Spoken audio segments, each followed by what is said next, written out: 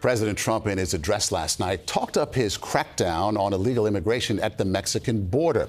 Today, to emphasize the point, he sent his vice president, defense secretary, and director of national intelligence to the border, to the town of Eagle Pass, Texas. The Vice President JD Vance said Mr. Trump hopes to have the border wall completed by 2029. Lilia Luciano reports illegal border crossings are down dramatically.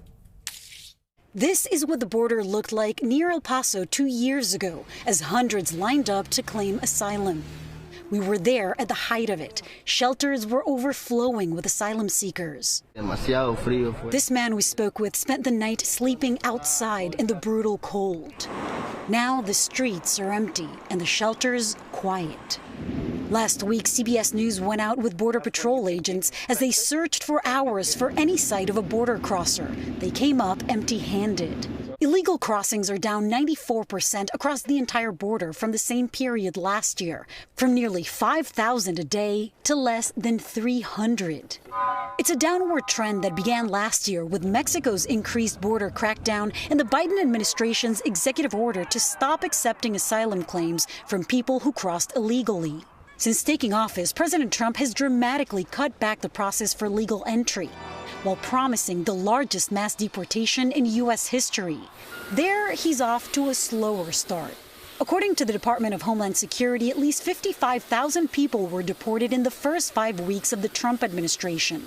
By comparison, an average of 57,000 were deported every month during the last full year of the Biden administration. We asked Department of Homeland Security spokesperson Tricia McLaughlin about it. President Trump promised during the campaign that millions would be deported, something like 15 million. When you divide that, it should come down to 300,000 or more people should be being deported. 55,000 is a lot less. I don't think that the first month is going to be the status quo. In the first week of the administration, we saw these massive raids.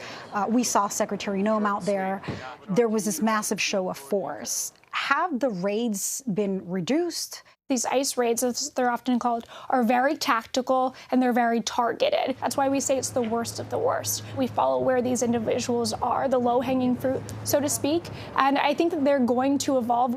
Once you get past the people who have a criminal record, what options do undocumented people have if they want to make a case for staying in this country, working in this country, contributing? I think that the best message is that they should self-deport and leave now and then come back the right way. Lilia Luciano joins us now from San Ysidro, California. So, Lilia, how else have they been able to get these numbers down so dramatically low? Maurice, I'm going to tell you something that I heard today from an immigration attorney dealing with all kinds of cases. Just Trump being in office is deterrence enough. But there have been dozens of policies and actions from the Trump administration, from trying to stop refugee resettlement to ending the appointments that tens of thousands of people had to make their case for asylum, to ending visa programs, parole. And the impact is felt throughout the hemisphere. Last week, I heard from a Panamanian government official who told me that now their country is dealing with reverse migration. People heading back down south from those who historically had tried to head up north to the United States.